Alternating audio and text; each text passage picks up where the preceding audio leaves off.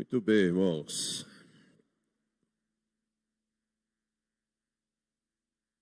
Primeira oportunidade que estou tendo de reencontrá-los, não é? A última vez que eu os vi foi ano passado, já faz um tempinho. Eu quero convidá-los a acompanhar a leitura do texto que estarei meditando com vocês, que é Atos capítulo 10. Atos capítulo 10.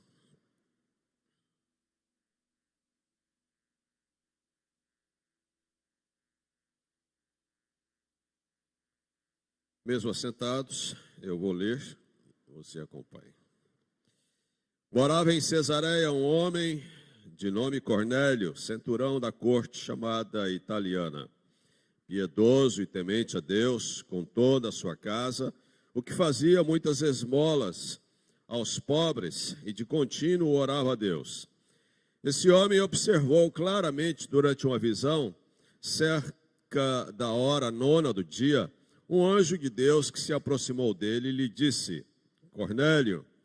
Este, fixando nele os olhos e possuído de temor, perguntou: o que é, Senhor? E o anjo lhe disse: as tuas orações e as tuas esmolas subiram para a memória diante de Deus. Agora, envia mensageiros a Jope e manda chamar Simão, que tem por sobrenome Pedro. Ele está hospedado com Simão, curtidor, cuja residência está situada à beira-mar. Logo que se retirou, o anjo que lhe falava chamou 2 dos seus domésticos e um soldado piedoso dos que estavam a seu serviço, e, havendo-lhes contado tudo, enviou-os a Jope.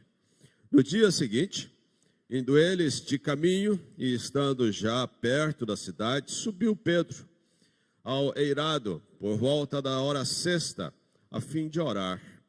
Estando com fome, quis comer, mas enquanto lhe preparavam a comida, sobreveio-lhe um êxtase. Então viu o céu aberto e descendo um objeto, como se fosse um grande lençol, o qual era baixado à terra pelas 4 pontas, contendo toda sorte de quadrúpedes, répteis da terra e aves do céu. E ouviu-se uma voz que se dirigia a ele: levanta-te, Pedro, mata e come. Mas Pedro replicou: de modo nenhum, Senhor, porque jamais comi coisa alguma comum e imunda. Segunda vez a voz lhe disse: ao que Deus purificou, não consideres comum. Sucedeu isto por 3 vezes, e logo aquele objeto foi recolhido ao céu. Enquanto Pedro estava perplexo sobre qual seria o significado da visão, eis que os homens enviados por parte de Cornélio, tendo perguntado pela casa de Simão, pararam junto à porta. E chamando, indagavam se estava ali hospedado Simão, por sobrenome Pedro. Enquanto meditava Pedro acerca da visão, disse-lhe o Espírito: estão aí 2 homens que te procuram. Levanta-te, pois, desce e vai com eles, nada duvidando, porque eu os enviei. E descendo Pedro para junto dos homens, disse: a que me tendes? Sou eu a quem buscais. A que viestes? Então disseram: o centurião Cornélio, homem reto e temente a Deus, e tendo bom testemunho de toda a nação judaica, foi instruído por um santo anjo para chamar-te à sua casa e ouvir as tuas palavras. Pedro, pois, convidando-os a entrar, hospedou-os. No dia seguinte, levantou-se e partiu com eles. Também alguns irmãos dos que habitavam em Jope foram em sua companhia. Amém. Vamos orar mais uma vez. Senhor, nós precisamos tanto entender a tua vontade na nossa vida. E cada um aqui, Senhor, carrega dentro de si necessidades.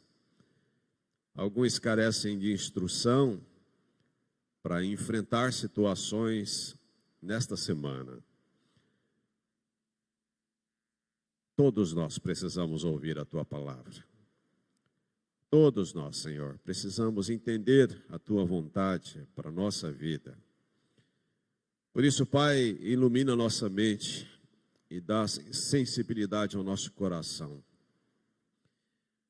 Durante todo o culto, nós fomos preparados pelo Espírito Santo para esse momento agora. Senhor, faz a tua obra em nós. Abençoa a minha vida, usa de misericórdia comigo. Abençoe a vida dos meus irmãos. Abençoe a vida daqueles que estão em casa e ouvem a tua palavra também nesta hora. Em nome de Jesus. Amém.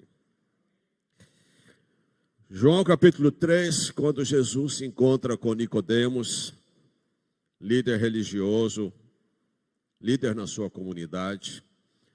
Dentre algumas verdades às quais Jesus fala-lhe, Jesus diz a ele que o vento sopra onde quer. Numa referência ao Espírito Santo, porque o Espírito Santo age aonde ele quer, da forma como ele quer. Certa vez, um irmão que hoje é pastor, estava angustiado, entristecido, saiu de casa pensativo, andava pela cidade e em dado momento ele para em um cruzamento, semáforo, fecha. E ele está ali. Na hora que o semáforo fecha para os carros, um homem que olhava para o seu rosto, estava sentado no banco carona, numa Kombi, olhou e disse a ele: Jesus ama você. Uma frase tão simples, tão comum, mas que fez uma diferença tão grande no coração dele. Naquele final de semana, aquele rapaz ficou com aquela frase ecoando na sua mente. À noite ele foi a uma igreja, ouviu o evangelho, se rendeu à palavra, converteu-se ao Senhor. E hoje é pastor. Certa vez, ele contando, ele disse: eu fui pregar em uma igreja falsa. E qual não foi a minha surpresa quando eu contei essa experiência? E um irmão me cumprimentou na porta, se lembrou de mim e disse: fui eu quem disse aquilo a você. O Espírito sopra onde quer. Deus age da forma como Ele quer, quando Ele quer. Um homem pensando em suicídio andava em direção à casa, à sua casa. Sua esposa havia falecido há tão pouco tempo. E ele estava meio que embriagado, correndo o risco de cair à frente de algum caminhão ou carro que por ali passava, numa avenida um pouco movimentada naquela cidade, lá no interior de São Paulo. Uma mulher cristã, que também havia passado por perdas grandes na sua vida, estava ali a olhá-lo, sabia quem ele era. O homem passa, se queixa da sua dor, e aquela irmã diz a ele: eu posso fazer duas coisas por você e não mais que isso. Eu posso orar por você e eu posso convidá-lo a ir à minha igreja. E convidou-o a ir ao culto, meio incrédula de que ele aceitaria o convite. E qual não foi a surpresa dela? Quando ela estava no culto e ela se ajoelhou para orar, assim que chegou no templo, e quando ela levantou-se, no último banco estava o homem. E naquela noite, aquele homem conheceu o evangelho, entregou sua vida ao Senhor, e a sua vida tomou um novo sentido. Ele experimentou algo que ele nunca havia experimentado. E Deus trouxe consolo e renova sua alma. E esse homem hoje é um líder naquela igreja. O Espírito Santo age como Ele quer, do jeito como Ele quer. Dentre algumas lições, é isso que nós vemos nesse texto.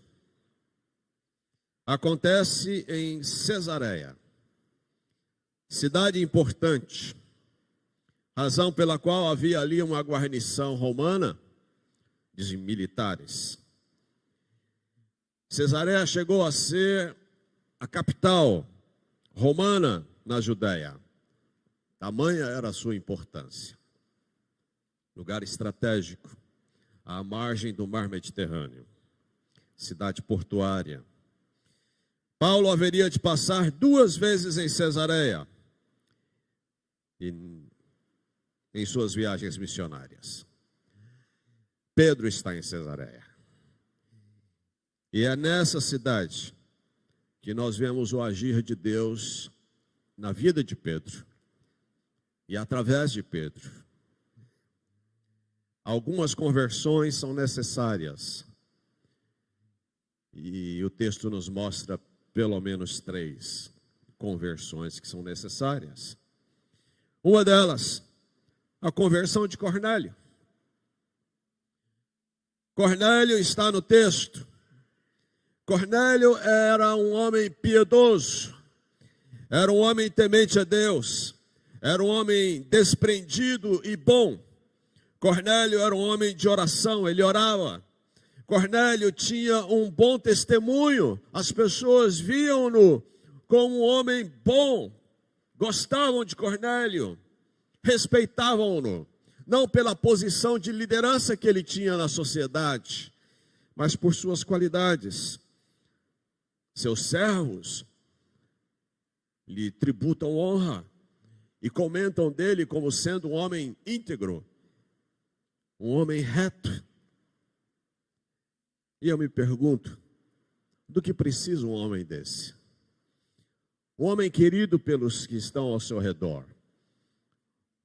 Um homem digno. Um homem que tem fé. Um homem bem-sucedido. Se destacava entre os seus. O que esse homem precisava?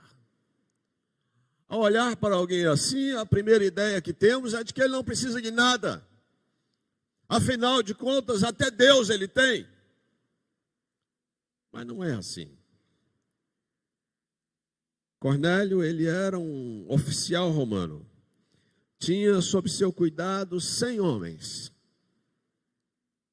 Um homem que precisava conhecer Jesus.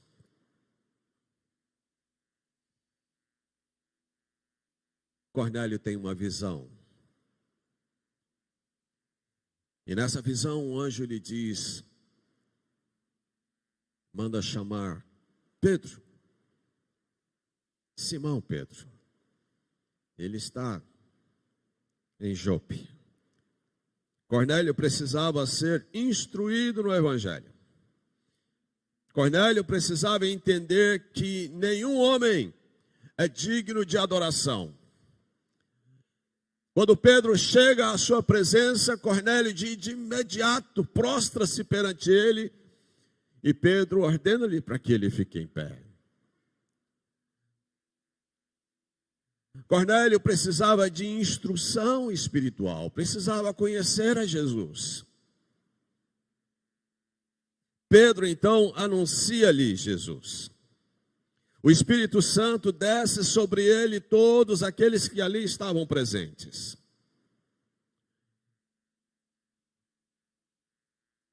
Cornélio agora não apenas tem temor por Deus, mas conhece o Evangelho, conhece a Jesus como seu Salvador e Senhor. Que lições podemos tirar?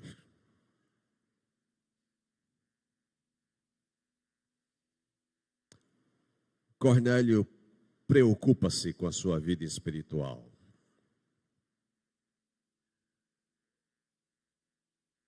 Cornélio preocupa-se com a sua vida espiritual. Essa é uma lição que eu e você precisamos tirar para nós. Não basta ser bom. Você se preocupa com a sua vida espiritual. Você dá valor à sua vida espiritual? Ou entre a sua vida profissional, familiar, lazer, financeira, o valor à sua vivência espiritual está entre seus últimos interesses.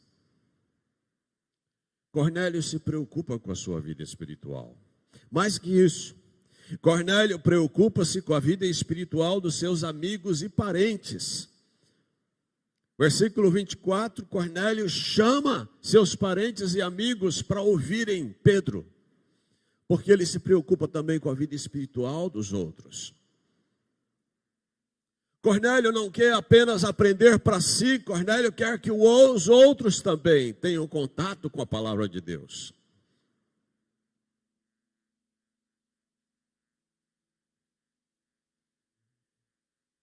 Ser bom não é o bastante. Cornélio era um homem bom, mas ele precisava conhecer o Evangelho, precisava conhecer Jesus. Precisava entender que só a Jesus e ao Senhor nós devemos tributar adoração e honra. Cornélio está pronto para ouvir. Quando Pedro está diante dele, Cornélio diz: estamos aqui prontos para ouvir o que Deus tem a dizer através de você. Ele está pronto para ouvir. Versículo 36 e versículo 43 está assim escrito: esta é a palavra que Deus enviou aos filhos de Israel, anunciando-lhes o evangelho da paz por meio de Jesus Cristo. Este é o Senhor de todos. Cornélio precisava ser confrontado com essa palavra, de que Jesus é Senhor. Versículo 43 diz: dele todos os profetas dão testemunho, de que por meio de seu nome, todo aquele que nele crê, recebe remissão de pecados. Cornélio precisava entender o Evangelho e entender que o pecador precisa ter seus pecados remidos, perdoados, purificados. E isso só acontece quando ele crê em Jesus como seu Salvador e Senhor. Essa é uma conversão necessária. E se você ainda não se rendeu diante do Senhor Jesus, confessando os seus pecados, pedindo perdão a Deus e confessando a Jesus como seu Salvador e Senhor, você ainda não entendeu o Evangelho e você precisa se converter. A conversão de Cornélio era necessária, mas além da conversão de Cornélio, a conversão de Pedro também era necessária. Ora, no dia seguinte, à visão de Cornélio, Pedro em Jope também tem uma visão. Ao meio-dia, a visão o incomoda profundamente. Pedro começa a sentir fome e ele tem um êxtase. E ele vê um lençol com vários animais ali postos. E o anjo ordena-lhe dizendo: Pedro, mata e come. Pedro, como um judeu, consciente de que há regras do Velho Testamento para a alimentação, ele diz: Senhor, eu jamais comi nada que fosse impuro.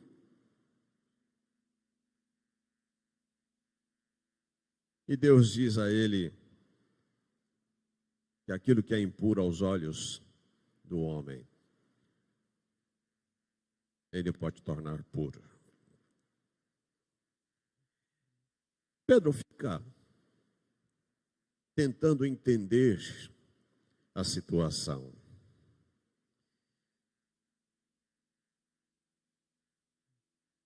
Pedro tinha fortes preconceitos. E Deus lhe ensina que ele pode transformar puro o que ao homem é impuro. Pedro haveria de entender essa visão. Versículo 34 e 35, Pedro diz, versículo 34, então falou Pedro dizendo, reconheço por verdade que Deus não faz acepção de pessoas, pelo contrário, em qualquer nação, aquele que o teme e faz o que é justo, lhe é aceitável. Nem sempre, por acharmos que estamos certos. Pedro, como religioso, criado dentro da cultura judaica, ele tinha extrema dificuldade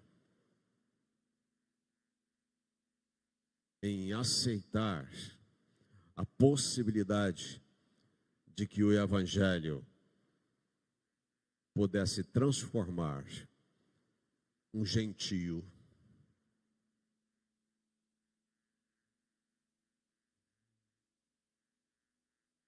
o preconceito racial entre os judeus religiosos para com os gentios era extremo. Não só Pedro, todos aqueles em Jerusalém também tiveram dificuldades para aceitar os gentios como parte da família cristã.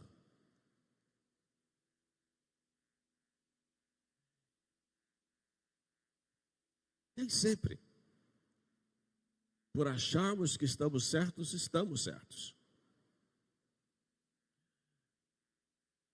Isso precisava mudar no coração. As barreiras precisavam serem rompidas. A graça de Deus,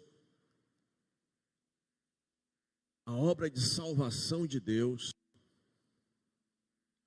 ela rompe barreiras entre as pessoas.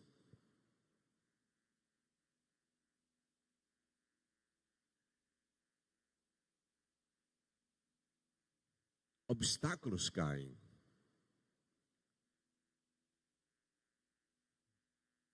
Mas é tão difícil isso, não é verdade? É tão difícil. É tão difícil aceitar o outro. É tão difícil crer que Deus aceita quem nós temos dificuldades em aceitar. É tão difícil, às vezes, nos alegrarmos com o agir de Deus na vida de algumas pessoas. Quando nós as vemos com indiferença, ou às vezes com descrédito.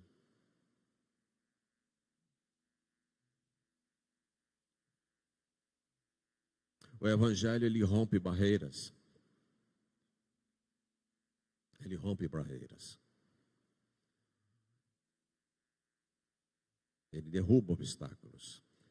Ele aproxima pessoas.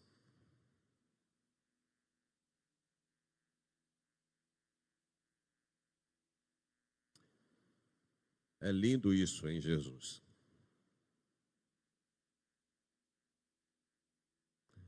Jesus, ele não apenas esvaziou-se da glória e assumiu a forma de servo entre nós.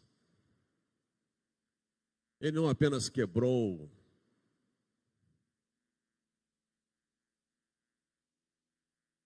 a separação entre céu e terra. A graça de Deus em Jesus rompeu todos os obstáculos entre nós e Deus, nos aproximou de Deus, mas também nos aproxima uns dos outros.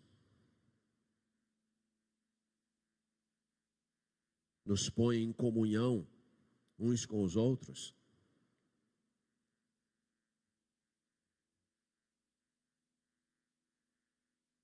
Age na vertical, mas age na horizontal.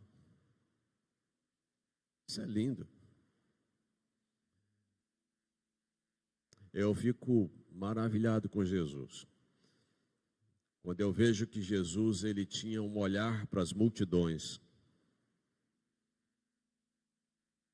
Ele olhava para as multidões e olhava com compaixão e dizia: são como ovelhas sem pastor. Mas Jesus tinha um olhar para uma pessoa só.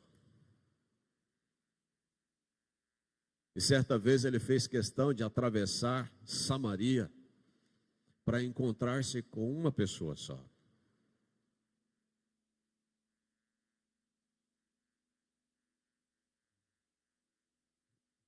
Para falar com a mulher samaritana. É lindo isso.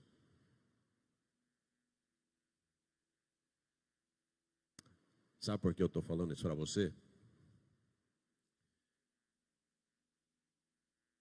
Porque às vezes nós olhamos para a multidão, mas não somos capazes de olhar para uma pessoa. Às vezes nós olhamos para uma multidão e não somos capazes de termos compaixão dela. Somos indiferentes.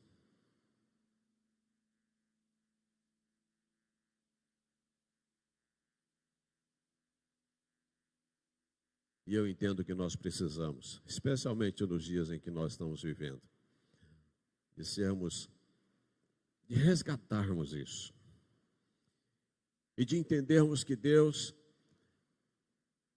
Ele quer nos usar para abençoar, às vezes, uma vida.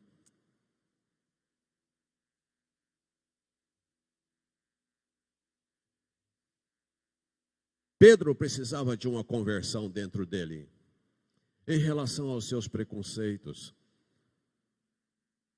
Pedro precisava romper barreiras e entender que era a vontade de Deus que ele fosse em direção a Cornélio.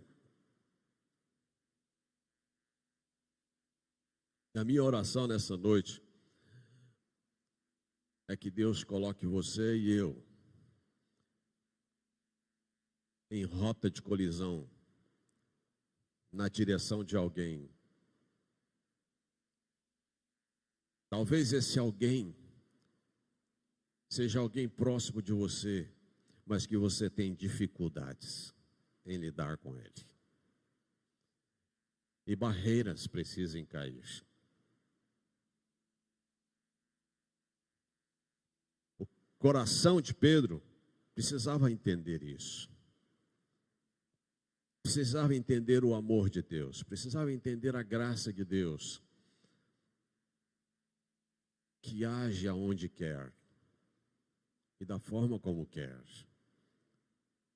Mas não só Pedro e Cornélio precisavam de uma conversão, mas a própria igreja precisava. A notícia chega longe. A notícia chega em Jerusalém.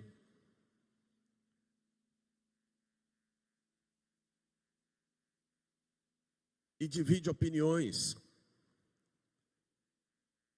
Pedro, chegando na cidade, ele é confrontado. E ele então conta a sua experiência. Ele argumenta biblicamente. Versículo 16, ele puxa do Velho Testamento promessas para argumentar de que o Espírito Santo é quem estava fazendo aquilo, e de que foi o Espírito Santo quem agiu na vida de Cornélio e daqueles que estavam ali, que eram gentios. A igreja ainda tinha dificuldades em aceitar a conversão de gentios.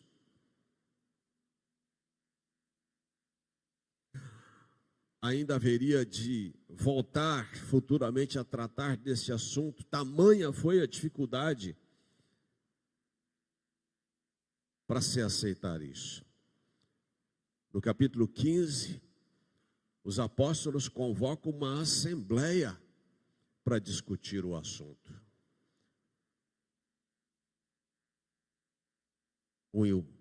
A discussão sobre o assunto se tornou tão acirrada que a igreja precisou sentar para tomarem juntos uma decisão acerca do que estava acontecendo. A igreja também precisava de uma conversão, porque a igreja precisaria acolher os gentios e não ser indiferente ou repulsivos.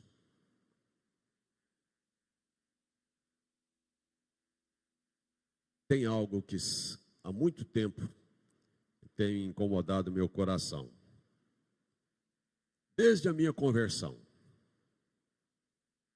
que aconteceu em 1980. Quando a minha conversão aconteceu, e eu comecei a frequentar a igreja, vários jovens começaram comigo. Os meses foram passando e vários desses jovens foram se dispersando. Alguns retornaram para as drogas, outros tomaram outros rumos. E eu comecei a observar que na nossa igreja, que era uma igreja grande em Anápolis, em Goiás, presbiteriana central, havia um fluxo muito grande de pessoas que entravam. Conferencistas passavam por ali, pregavam, convidavam pessoas a confessarem a Jesus, e muitos vinham à frente, diante de um apelo. Mas com o passar do tempo, essas pessoas sumiam. Desde aquela época, algo incomoda muito meu coração. Até que ponto nós somos uma igreja acolhedora?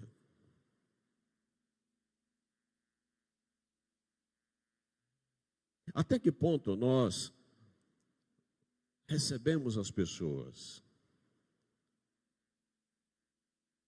Fazemos questão de que elas caminhem conosco. Até que ponto nós as valorizamos de fato? Até que ponto nós fazemos discípulos?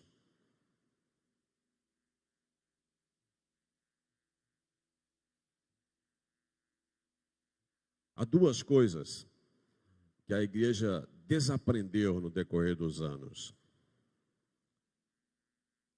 E tem, de alguma forma, sendo despertada de um tempo para cá, a recuperar isto. Uma delas é a oração. A igreja, durante um bom tempo, estava desaprendendo a orar. E Deus tem despertado esse fervor no coração do povo dele nesses últimos tempos. Mas uma outra coisa que a igreja desaprendeu foi de evangelizar. Nós não sabemos apresentar o evangelho às pessoas. Você sabe começar uma conversa com uma pessoa que não conhece o evangelho? Você sabe começar uma conversa com essa pessoa e falar com ela sobre Jesus?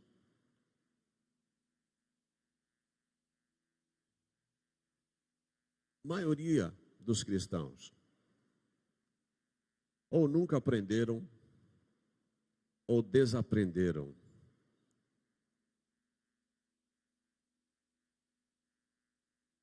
Porque nós não evangelizamos, ou evangelizamos muito pouco. Sequer oramos pela conversão dos nossos conhecidos e parentes.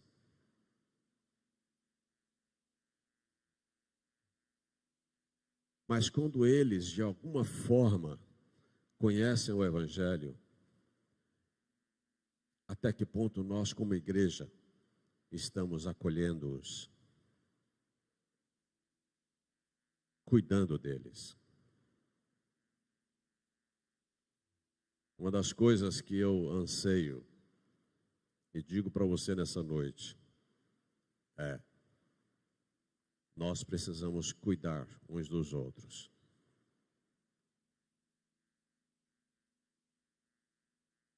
Nós precisamos cuidar uns dos outros.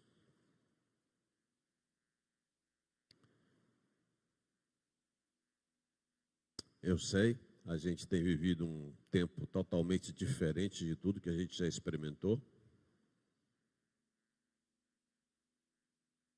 Mas hoje você pode entrar em contato com alguém e fazer uma pergunta simples, mas importante. Como você está?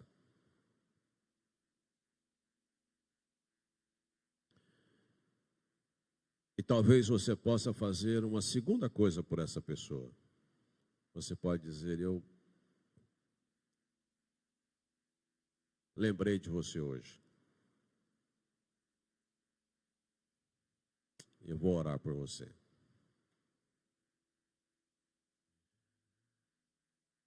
A igreja precisava de uma conversão.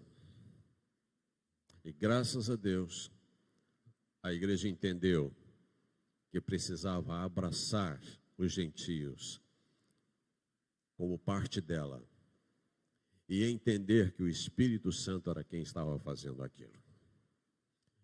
Que Deus abençoe a nossa igreja e que haja conversões, que vidas conheçam o Evangelho através da igreja e do Evangelho pregado por ela.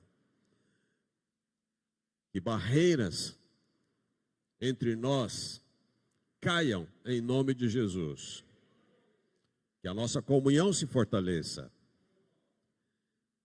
e que nós sejamos uma igreja acolhedora para abraçar aqueles que o Senhor enviar até nós. Amém?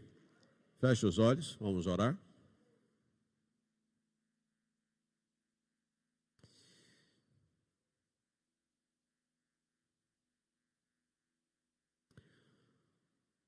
Senhor, às vezes nós somos tão cegos